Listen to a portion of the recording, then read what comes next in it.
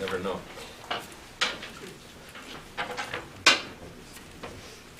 Okay, who said the following statement? It wasn't me. Who said the following statement? You know, Ein hadat sovelet. The mind cannot bear kol hachumrot hamitchachim. All the new chumrot that are developing b'chol yom, every single day. You said it.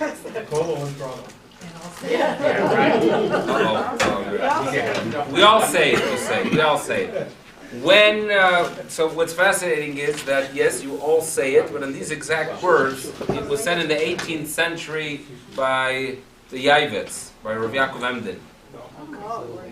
You're in good company, huh? You're in good company.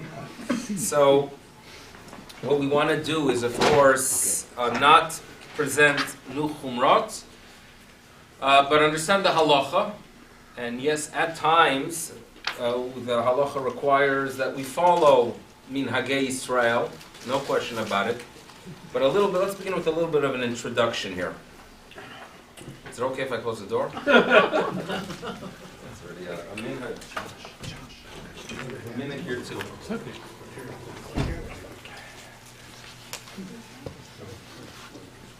We always pray for the return to Yerushalayim, to a Beis Hamikdash, to a temple in Yerushalayim, center for our spiritual worship. And more important than anything else is, of course, the fact that we have Beis Din in Yerushalayim, Beis Din Hagadol. You have a halachic issue, we need guidance, we want to know what yes to do, what not to do. We have wise men in Jerusalem, they debate an issue, they vote on an issue, and as a result we have a system to guide us, even if there are issues that previous generations were not aware of or did not exist. That's what we pray for to the Rabbanu Shalom. Unfortunately, we are in exile. And we are paying a price for our existence in the exile. And the price is that at times there are inconsistencies. Right? We have a system we must follow. But at times you will understand that there are contradictions within the system. There are difficulties we have. Why did that develop? Did it develop perhaps due to the fact that the rabbis in that generation were not aware of specific realities? These are very strong questions that are asked and have been asked for many, many centuries already.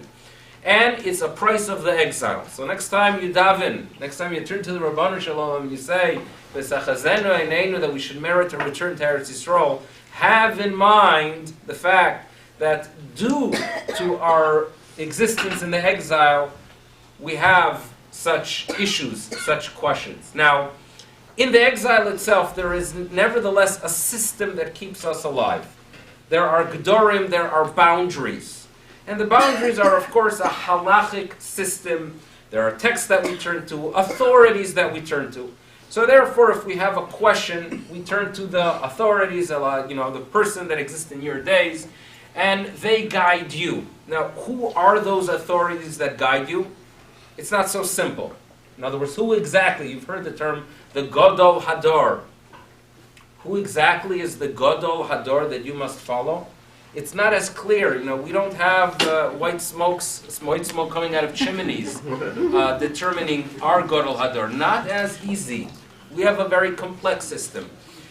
What's interesting to note is that over the past few decades in Eretz Yisrael, there have been those that have been carrying that title. And people have been asked, people who do not fit into the specific mold of the followers of the Gadol Hador, have had to defend themselves. That, listen, yes, there is a Gadol Hador, and yes, he is a wonderful, great Torah authority, and we respect him. But nevertheless, we have our own teachers, and we are not obligated to follow someone only because there are those who label him the Gadol Hador. This has been a claim and tension between, you could say the Haredi community and people who do not follow everything the Haredi community believes in. That has been the debate. So something very interesting is taking place over the past year in Eretz Yisrael, and one day historians are going to notice it. And that is, in Eretz Yisrael, there are, after the passing of Rabbi Yoshev, there are two schools now. There are two schools. There is a great Torah scholar in Bnei Brak, his name is Rav Steinman, great Torah scholar, very inspirational individual without doubt. And he has many followers, and he is considered, he perhaps is now carrying that title, the Gadol Hador. But there's a problem, and the problem is that he's a little bit liberal. It's not well known, but in some areas, shashtil, don't tell anyone, he's a little bit liberal. In other words, he has an acceptance of the fact that not everyone is going to be sitting and learning in a yeshiva, and perhaps there is room for an army program. Things that are unheard of. He has these views. So there's a problem that there are those within the right wing, believe that it's a problem to follow him. So they have a different Gadol Hador, a different authority that they follow. Another wonderful Talmid Chacham by the name of Reb Shmuel Auerbach, and he has a more hard, the words are not coming to me now. Stringent view, perhaps, or perhaps a more traditional, what he would call the more traditional Haredi view. So people have come and have been critical of the disciples of Shmuel Auerbach, saying, "What do you mean? There's a Gadol Hador," and their argument has been, "Who exactly decides who's a Gadol Hador? We have our own mahalach and our own teachers." So what's basically taking place is that the argument that you would historically hear from the people that were more to the left of the Gadol Hador is now appearing to the right of the Gadol Hador, because the Gadol Hador suddenly is a little bit too much to the left for them. Something that's quite fascinating and perhaps to be addressed at some other time. But the reality is that we don't have such a structure. We don't really know who is the quote-unquote Gadol Hador, that you have to listen to everything he has to say. There is no such thing, the truth is. You have to have a Rebbe, you have to have an approach, but what is key for our survival is structure. Meaning, if you go ahead and follow a rabbinic authority, and it happens to be that he has a great Torah scholar, and therefore Koch, the Torah Adif, has the ability to come up with leniencies, but you are committed to his teachings, you are in a framework. You are, indeed, safe. If on the other hand, a person decides to be independent, independence is dangerous. And it could go both ways. Someone that decides that he's going to create his own religion and adapt every single leniency, or, perhaps even worse, develop his own religion within Judaism and adapt every single stringency without guidance, that could be quite dangerous, because there is no longer a geta, there is no fence.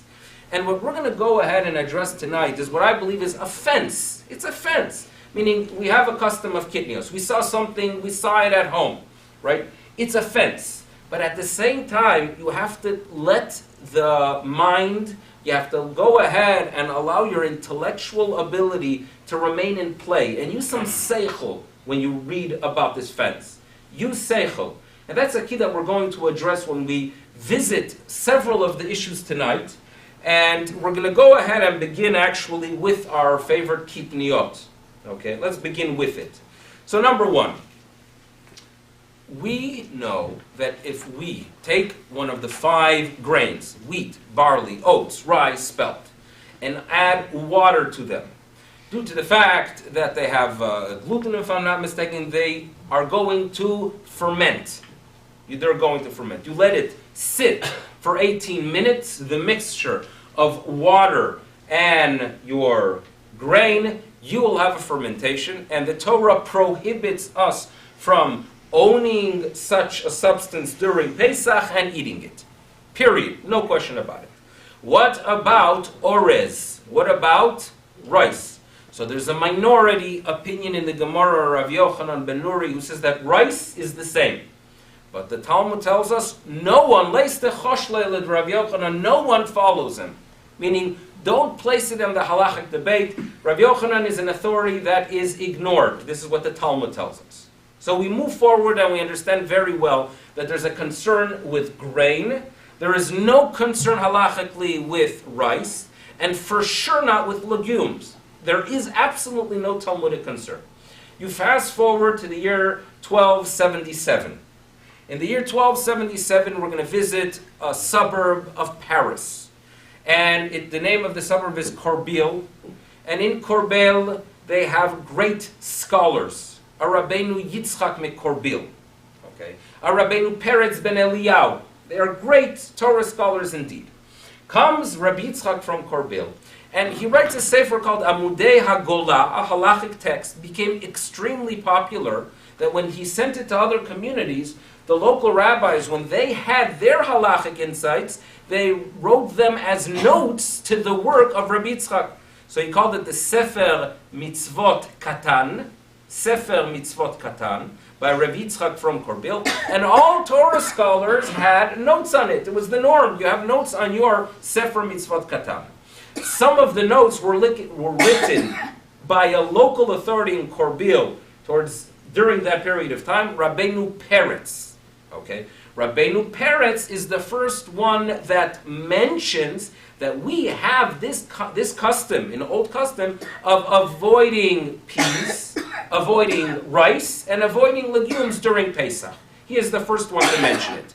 What's interesting is that there are many rabbinic authorities that, it seems to be, mixed the notes with the original text, and they give credit to this statement, to the first authority mentioning it, to Rabbi Yitzchak of Korbil, even though it's Rabbeinu Peretz. Not too significant, because it's from the same community, the same period, but when this text mentions to us that there is a prohibition during Pesach, and there is a custom to avoid legumes, they mention it as an old custom. An old custom, so it's a minhag kadmonim, and therefore we follow through with it. Why? A mystery. A mystery. So that authority, towards the end of the 13th century, notes that it's perhaps because people will mix up the two. You can make flour out of rice, you can make flour out of legumes, you can make flour out of bread. People mix them up. This authority continues that you should know not everyone agrees with it, because not far from here in Paris, there is a great rabbinic authority by the name of Rabbeinu Yechiel. And Rabbi Yechiel from Paris says that yes, there is such a minhag, but it's a minhag tahut, it's a mistake, and therefore it should not be followed. And Rabbeinu Yechiel from Paris says, I eat legumes, I eat rice, my masters did. So true there are people that avoid it, but so what? Let's live our life and not go ahead and adapt practices that have no sources at all. So this is a debate that exists during that period of time. And if you move forward, if you look at the history, you will realize that as this tradition is mentioned among the German authorities, the disciples of the Rosh in the beginning of the 14th century, they don't really hold of it, they don't believe in it, but nevertheless, Maharil, the greater rabbinic authorities that Ashkenazim follow, and by the time the Shulchan Aruch makes its appearance, the Ramah notes, so this is by the second half of the 16th century, it's accepted. Ashkenazim avoid legumes. That is what we have. Fine? So far, so good. Now, there are several discussions about different species that show up, and what we could do, what I would like to do is jump forward to 1909. Okay, we might go back a little bit. Are you with me in 1909? What was that? Good jump. Okay, we're in 1909, but I will return to the earlier period, and I'm going to visit the city of Yafo. Tel Aviv, Yafo. Tel Aviv is a klein and nothing. That was when it was established, actually. That was the year. The year was established in 1909? Yeah. Wow. I remember it was 3 years ago, the planes, the El Al, had the emblem of Tel Aviv, your mother. Oh, so anyway, Tel Aviv is a suburb of this old city of Yafo. Who is the chief rabbi of Yafo in 1909? Cook. Rav Kook. Very good. Okay. And comes a local manufacturer, Hachim Breslau brothers, the brothers Breslau. They come to Rav Kook and they mention that we have a new piece of equipment and we want to produce oil for Pesach. And the oil that we want to produce is going to be sesame oil. Sesame oil. So now they ask Rav Kook, what's the status of the sesame oil? So Rav Kook looks at the equipment and he realizes that the production of this oil is quite different than the old system of producing oil. In other words, if I would want to get oil from a vegetable in the 16th, 17th, 18th century, I would have to take the vegetables, the beans, whatever legumes, let's say sesames they didn't have in Europe, but I would have to take whatever type of beans that they did have. I would have to soak them. By the process of soaking them, I was able to soften them, and then I could extract the oils and then separate them. So the first step necessary for the production of oil, historically, was making the legume the rice, come in contact with water. Okay?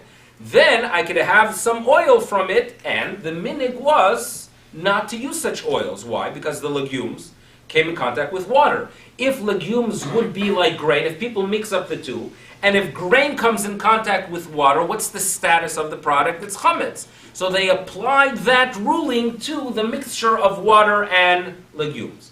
The production of 1909 was using the new system. It was a dry production. And that is that they were able to extract the oils from the sesame without it coming in contact with water at all. Fine? So now, if let's say I have a grain, and I can extract an oil, if there's a very small percentage of oil in grains, and let's say I can extract oil from a grain, is there any issue of drinking of that on Pesach? Absolutely not. Didn't come in contact with water. So Rav Kook argues, and he's not the first that says such a thing, that therefore there is absolutely no problem with a sesame oil, even if you want to consider sesame to be a legume, there is absolutely no problem with the oil, with the shemen shushumim, because it never came in contact with water. So he gave a hashgacha. But as you can imagine, the Beis Din in Yerushalayim was very unhappy with him because he's breaking a minhag. Because the minhag was to avoid sesame and avoid oils. So Rav Kook explains to them that there's a major difference between the production of the past and this production. They write him back and they say to him, you should have asked us, and we are telling you that you should go ahead and withdraw your hashgacha. Otherwise, we're going to notify everyone that they're not allowed to use it, and there was a nice tumult there as well. And there is a magnificent pamphlet that was put out in 1909 where Rav Kook defends his position. It is magnificent because you see what the person was, and you see the way he thinks, and you see statements like Yishem, the same way it is prohibited to take something that's prohibited and say it's permissible. Rav Kook notes there is a prohibition of taking something that's permissible and saying it's prohibited. He said it's 100% the same thing. And then you see his anivus, you see he was a very humble individual. His language, his tone, a true gadol bistro. So years ago, and I think I've mentioned this here already, that about a decade ago I was fascinated by this story and I wanted to see the pamphlet itself, but it's a rare book. Not too many of them were published in 1909. It was a rare book, so I found out that in the JTS in New York you could see it. I happen to be in New York. I go to the rare books room. I got some mice, they give me a pencil, pillows, rare book. I wanted to go ahead and get copies of the pages, and they say you cannot photocopy it, but we could use this camera and it will only cost you $6 a page.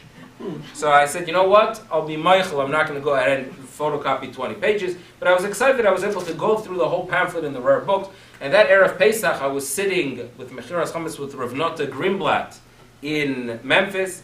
And I said to him, I saw the rare book in New York of the Shemen Shushumin. And he said, oh, you went to New York? And he goes and he pulls it off the shelf right there. And he says, oh, you want a photocopy? Yeah, take it. Just bring it back. Just bring it back. Bring it back at some point. That's what he said. So that's how I got a photocopy of a pamphlet.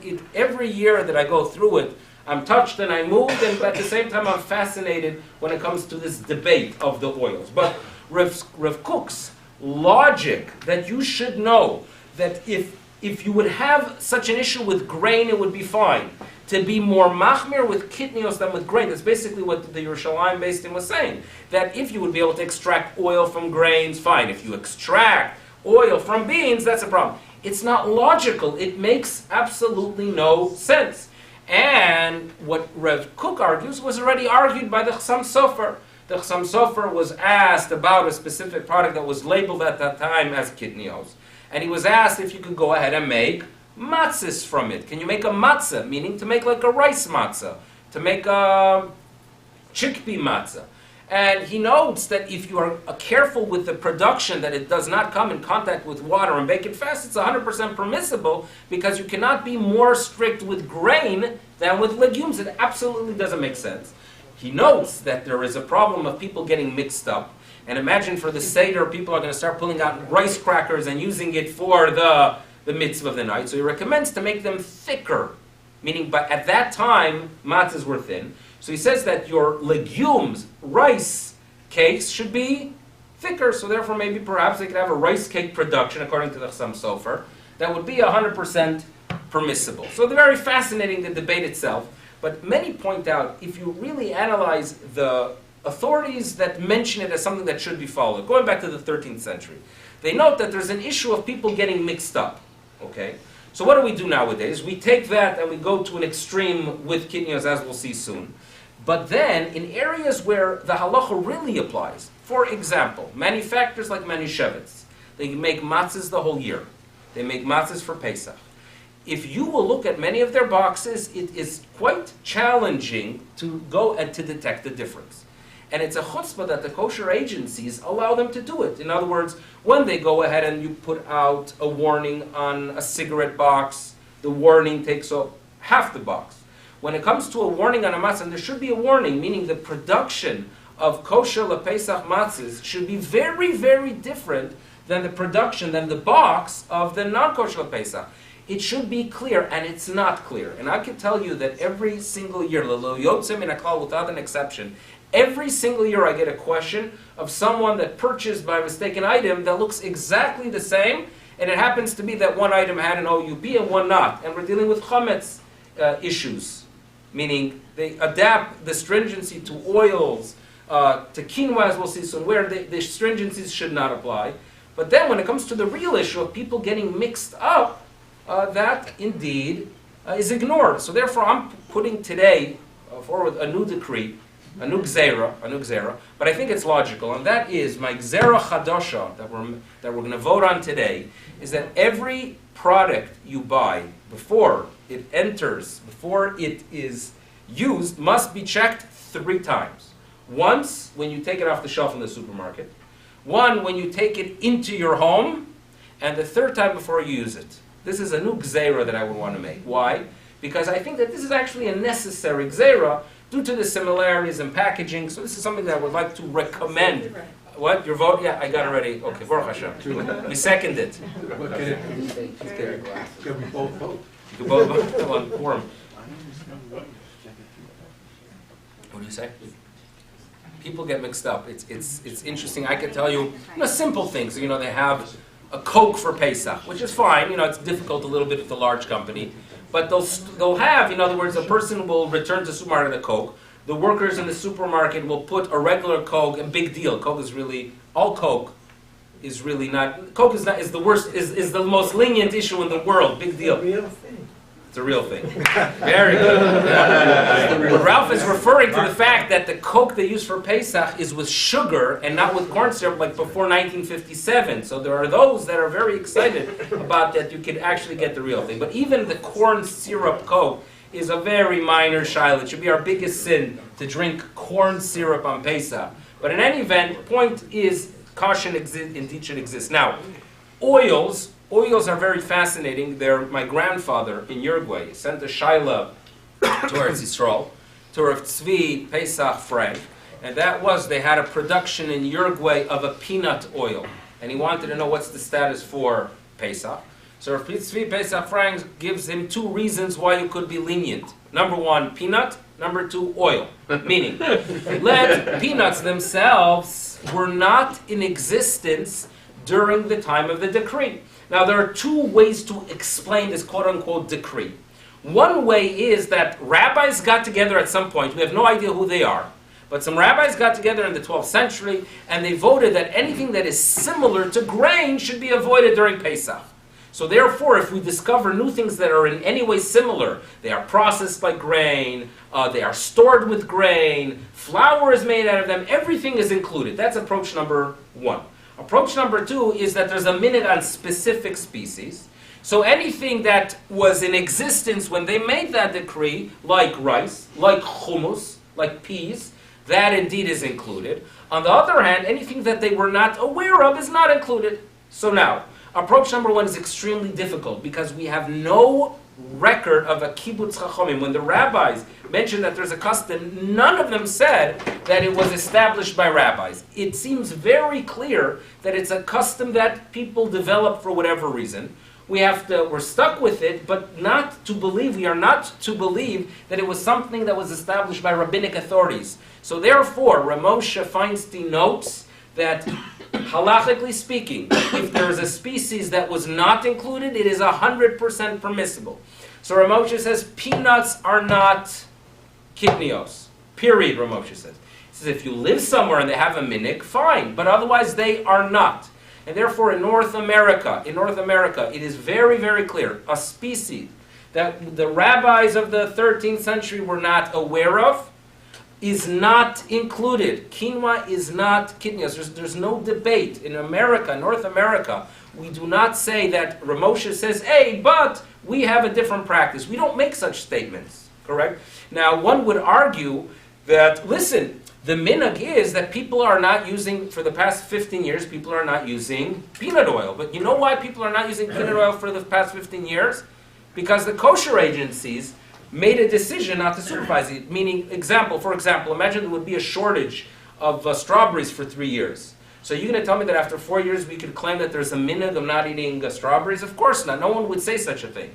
Peanut oil was in the marketplace 20 years ago. Very good Jews used it. So therefore the minhag in North America, and I assume in Toronto as well, there was peanut oil, was yes to use it. So therefore peanut oil is permissible with an understanding that we follow Ramosha. We don't have to defend ourselves. It's halacha. We follow Ramosha. So therefore, when it comes to the quinoa question, there is no question. So back to Reb Tzvi Pesach Frank, to my grandfather. Why is peanut oil fine? Because peanuts are not included. Number two, oils are fine, as Rav Kook explained, that anything that is extracted without coming in contact with water is 100% permissible, and it's not just Rav Kook. The Gdolim of Europe, towards the end of the 19th century, who addressed this issue, like the Maharsham, Rav Shvadron in Galicia, Rav Yitzchak Elchanan Spector in Kovna, they made the exact same statement. So oils, technically speaking, you could have a production of any bean oil. Technically speaking, there could be a soy oil that is a kosher LaPesach. Canola oil could be kosher LaPesach, according to the Gdolim. For whatever reason, and that's something that, as the Rivitz tells us, Chumros HaMischachos B'chol Yom, it seems not like that. But at least you get a little bit of a picture, and therefore, if indeed we could work one day here on a production of a peanut oil, done with the guidelines of Rav Kook, that they should not come in contact with water, it is something that remains 100% permissible, lahalocha, on hashayla. What that means? Without a question. Now, we talked about shemen tov, we talked about some oils, and are we clear about oils? Right? What are you going to pick up this year? Most probably the cottonseed oil for the time being. What? Whatever's available. Whatever's available. That's what we're going to pick up for the time being. Shemen tov, but there's something that's more important than shemen tov. Tov? Shem tov. And let me share with you a species that unfortunately had a bad name. Okay? What species had a bad name? And that is corn. Corn. So let's analyze. Corn and quinoa should be exactly the same. Corn and quinoa should be the same. Did the rabbis of the 13th century know anything about corn or quinoa? No. When does corn make its appearance in Europe? Towards the end of the 16th century. Okay, Columbus didn't, but the Spaniards did bring it. Who are the ones that run the Mediterranean sea lines? The Turks. The Turks. And it takes hold. Corn makes its appearance in Turkey and in Egypt during the 16th and 17th century. Eventually it shows up in Germany and in Europe, and they, of course, give credit, like they did with the turkey, to the Turks, right? Even though it comes from the Americas. The same happened with corn. And what was corn called? Turkish wheat. So with such a name, you think you're going to get accepted? Forget it. You don't have a shem tov, it's not going to work. So therefore, early 17th century, the Maharam Melublin, one of the great poskim, he notes that you should not use corn, Turk, whatever name he gives, which is corn, because it is a Turkish wheat. Some authorities, what's interesting, argued, and this is obvious from a debate even the Chassam Sofer has with someone, that the Chassam Sofer has to explain that it's not really wheat. Meaning there were two schools that existed. There were those that avoided corn because it's wheat, so for sure it's mamish chametz. And then the Chassam Sofer had to argue and say, no, you should know it's not really wheat. And supposedly there are Bibles that are translated, in other words, they thought that it originates in the Middle East. So when they read in the Bible, the ears of corn, they were thinking corn. This is no joke. It's what it seems to be the way people were thinking. But in any event, there were two schools that existed. There were those that said that you should know that it's a wheat. But the Gdolei Yisrael, like the Maram Lublin, Rav Yaakov Reisher, the Pri Megadim, Chassam Sofer say, no, but based on the testimony of Maharam Lublin, it is considered min ores. It is considered a type of rice. I don't know why they thought so, but that's the reason we are not getting our fake Coke. That's why we get the real thing. In other words, the reason we don't eat corn syrup, high fructose corn syrup, which is a good thing to avoid anyway, dates back, or really all has to do with the fact that it did not have a shem tov.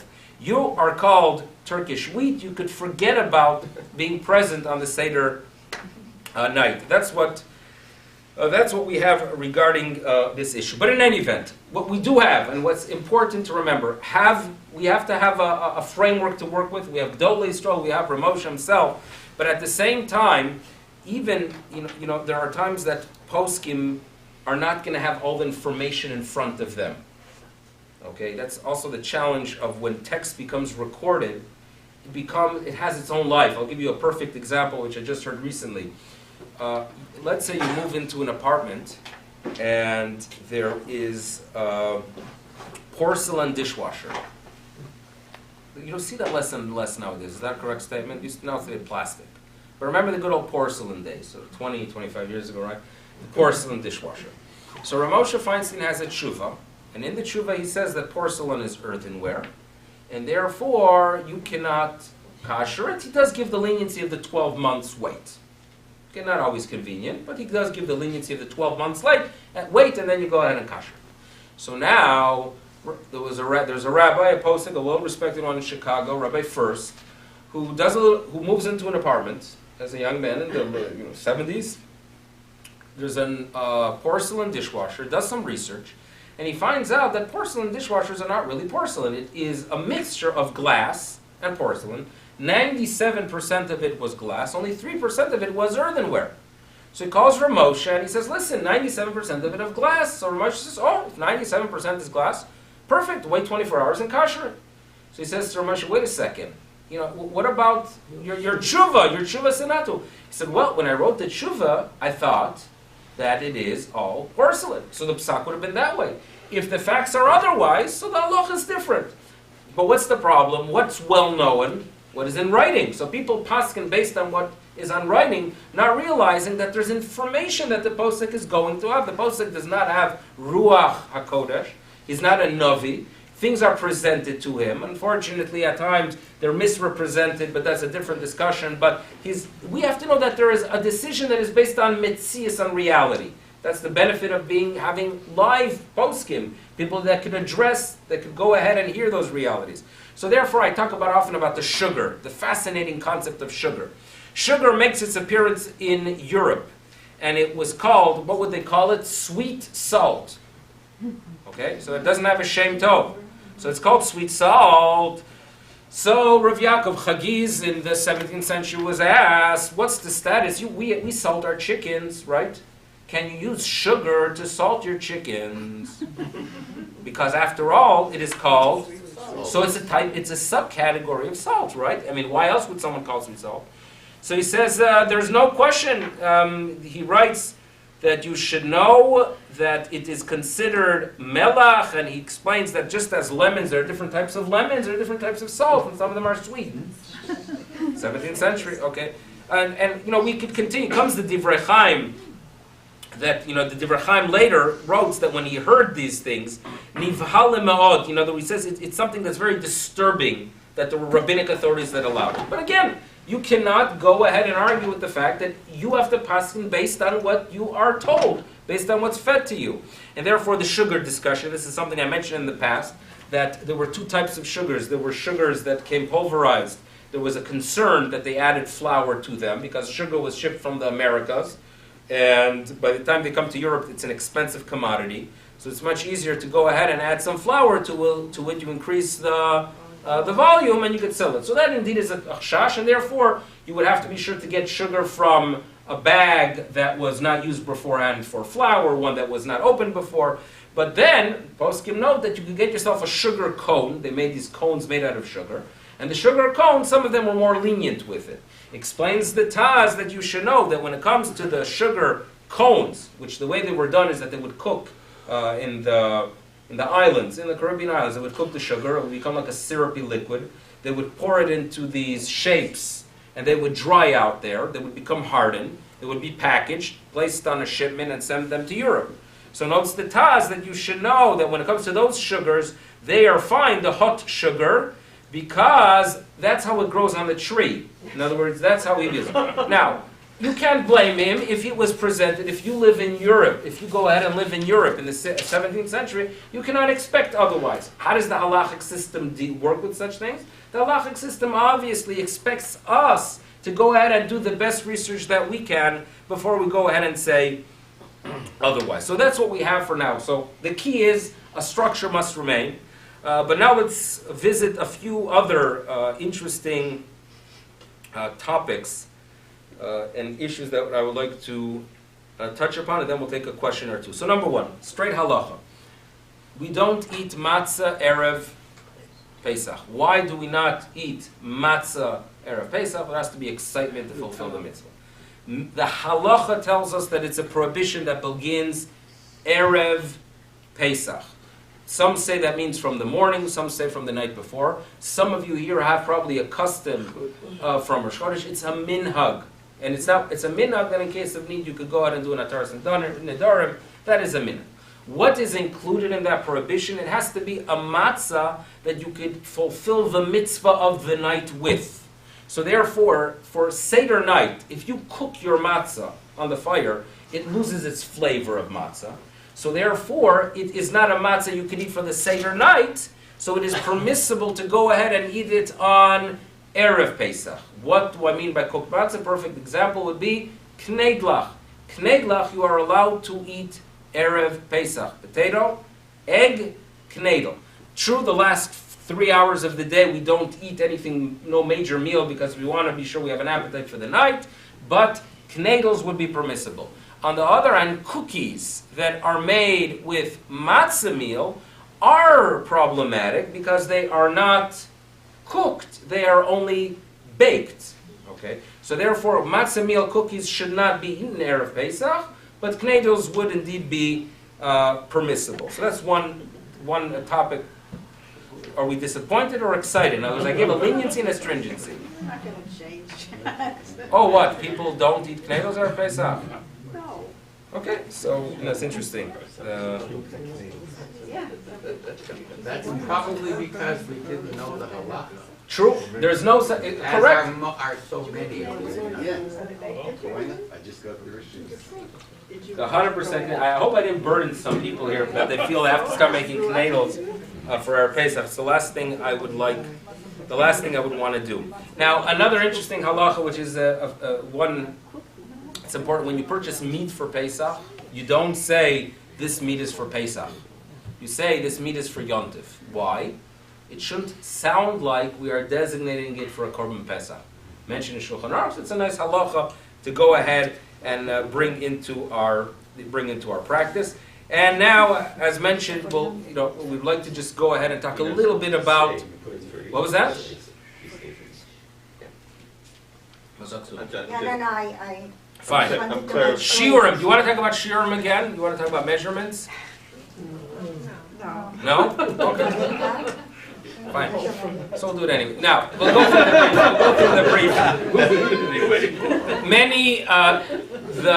There was a great rabbi in Prague in the 18th century, Rabbi Cheskel Landau. Rabbi Cheskel Landau studies, a great Talmudic scholar. He goes ahead and he compares Talmudic measurements. The Talmud mentions that if you have a mikvah, the mikvah is supposed to have the dimensions of amma by 3 amos. Remember that? 1 amma, not my amma. Let's just down here. Amma begins here, ends here. Amma by 3 amos. So it's 3 square amma. The Talmud mentions that such a volume could hold 40 sel, which is 5,760 eggs. Rabbi Landau breaks it down and compares the measurements, and he has a crisis. What is his crisis? that the eggs only filled half that amount. So he comes up with a conclusion that it must be, due to the challenge he has with his measurements, it must be that the eggs nowadays are smaller than the past. And if the eggs are smaller, perhaps olives are smaller, because the Talmud notes, according to according to the French school, there are 2 olives in an egg. According to the Rambam, 3 olives in an egg. So therefore, all measurements suddenly become bigger. Comes his disciple, Rabbi Eliezer Fleckels, and he says to Master, you're changing halacha. You have a contradiction. Well, that's because you're a Landau, and Landaus were very big. In other words, he was supposedly like a 6'6" individual, like in the size of Abe Lincoln. So the result is, he told him, your only reason there's a contradiction because you're a gigantic fellow. So don't go ahead and change traditions. There are those who believe that you take the Noda B'Yehuda into opinion. Rosh Zalman Auerbach makes it clear that the Minig Yisrael remains. And therefore, if you want to know Shiurim, and the Shiurim that I will present to you are nothing to do with this concern, they have to do with the traditional Shiurim. And that is that you go ahead and you eat a kezais, which is the volume of an olive. So if you know what an olive is, you know that that's the amount that you have to go ahead and eat.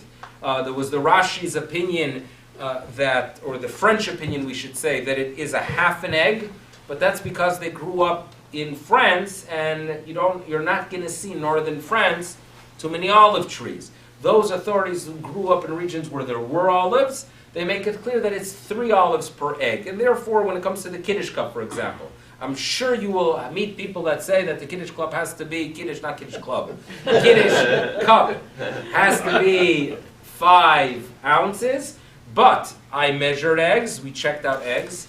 The large egg is 1.9 ounces. You're supposed to do research. I did. I have to check it. I can't remember offhand. Okay. So I think you did say 1.9. 1.9. Okay. So if the average egg is 1.9 ounces, and you're supposed to drink a revi'it, a quarter of a measurement called a lug, and a lug has 6 eggs.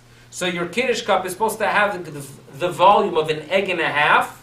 So it's 1.9 times 1.5. Be machmer and use 3 ounces. You hear what I'm saying? Because technically speaking, 2.9 ounces would be enough. I recommend, so don't say, 3 ounces. 3 ounces would be a shear lahaloch. And when it comes therefore to the kizais, if you want to be machmer and believe that it's a half an egg, you could do 1 ounce, whatever it is. You get a little bit of the picture of it, and in case of need, in other words, a person that's a chola, even a matzah the size of a tam-tam could already be considered a kizais. For a person, I'm dealing with someone that can't eat, a kizais the size of a tam-tam would already be to fulfill the mitzvah of the night.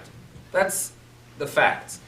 Maybe perhaps we'll take a question before I continue, or else it's just an opportunity for water. When you talk about a kazayas, you're talking about a fluid versus square. Matzah is square, fluid, and an egg takes shape. So I understood from the yeshiva days, we used to see how much flour was just the same volume of flour that an egg took up. Okay. And how much of a matzah that. So the truth is, if you Otherwise, take you get matzah, a little nothing, a little kizais, true. There is a question about in other words, if you would take the flour, the amount of flour needed of an egg, it would be much more, because even the air gaps are considered part of the shear, meaning it goes by, we all know it doesn't go by weight, it goes by volume. So if, let's say, you would be talking about sponge cake, not for Pesach, but for Bracha Achrona, so it says that you should go ahead and condense it a little. Matzah, there would be no need. And therefore, if you take, for example, a machine matzah, and you take 1/6 of it, and 1/6 of it would probably weigh about 5 grams, the volume would be an olive. The volume would be an olive. Okay. Now again, there are those that are going to eat more to feel more comfortable. I'm giving you just the bare minimum is that 1/6 of a machine, or for all of you hand people, unless I convince you otherwise, last week, a 1/12 of a hand would go ahead and be a shear. Okay, go ahead. I'm coming because you said a tam-tam. Tam-tam. A tam-tam is pretty small. Okay, so again, a chole who's not going to eat more than necessary. So the minimal shear would going to be a tam-tam, which is going to be about 4 or 5 grams. Talk about meat at the Seder. Meat, okay. Yes. How much? Not a chola. How much to eat? 7, 8, 9 grams. It depends on the consistency. Remember, it's something that we're talking about volume. As Pesach mentioned, it's very hard to go ahead and assess. I'll tell you what I do. What I personally do is I have a system, and it's a high-end system, but it's a system, and I probably will not recommend it to others. And that is as follows: the Maharil mentions to eat 2 kezesim the first time. So I eat 2/3. In other words, when I sit down for the motzi matzah and bite in, I eat 2/3 of a machine. Not of a machine matzah. 2/3. Now that's a high-end shear. The Stipler says you should eat in the first edition before they changed it 15 grams, a half of a machine. So if you eat matzah this amount, right, that would be enough. This would probably be closer to 12 grams, let's say. This would be enough. Okay, this would be enough. You want to eat more, bevakasha. No one's stopping you, right? It's fine. But halachically, you would fulfill your obligation. A non-chola could fulfill within a 3x5 index card. You could fulfill your obligation. That's 3.9. What? Okay. Tam is much less than that, and therefore I said for a chola. What? Meat. It is a mitzvah to eat meat on Yom Tov. However, we do not eat roast. Roast you don't eat, but pot roast is fine. So how do you go ahead and define what's pot roast and what's not roast? So you have liquids in the pot. If throughout the cooking process liquids remain in the pot, even if it's a small amount, even if it does not cover the whole meat, it is considered pot roast, and the poskim say it is fine. Okay? So again, the barbecue should not be used, meaning you cannot have an actual gesunte roast, but meat is fine. Meat is mitzvahs and oneg yom tov, and that is 100% permissible. Now, yes? Even if the roast is cooked in the oven, but there's liquid, it's okay? As long as there's liquid in the pan, and the liquid is doing some of the cooking, it is not called a roast, it's called a pot roast, and that would be fine. Okay, that's what the psak is. Turkey would be the same. Have some liquid. In other words, all meats follow the same guideline. Mitzvah and basar, Yom Tov, it's probably nicer to have basar, but the guidelines would be the same. When it comes to what some of you, I'm sure, use horseradish for maror. Should we move on to maror? Horseradish. Some, More or less. okay, karpas. Less more is good. Karpas, remember, it is a vegetable. Chazal did not have something specific in mind, even though there are those that argue that it is specifically celery or Drosilia. That's the karpas. What I did at home and what I will do, Mirz Hashem, and I hope my children do for many generations, is potato. Because that's what we did in Europe, and that's what we do. And it's the best tasting piece of potato throughout the whole year because we're hungry by them, they dip it in salt. Karpas could be a potato. There are those that don't. Potato is potato. You have another tradition, believe me, you're in good shape with it. No major issue. When it comes to the maror itself, the Mishnah mentions 5 species. Species number 1 is identified by almost all authorities as lechuga. Lechuga, Rashi says. And lechuga is romaine lettuce. And therefore romaine lettuce, people argue and say, what? You romaine lettuce is not bitter. That even my friend, the pastor, when I mentioned to him, he's very knowledgeable, I mentioned that, he says, you eat the horseradish? I say, no, romaine. Romaine, that's not bitter, he asked me. Right? The answer is that has a little bit of an aftertaste. That's good enough. If it's good enough for the Mishnah, and that's what we had at home, and therefore I do not do the horseradish, so we do romaine. I'm careful with the checking. What we do is we cut off the greens and only use the stalk.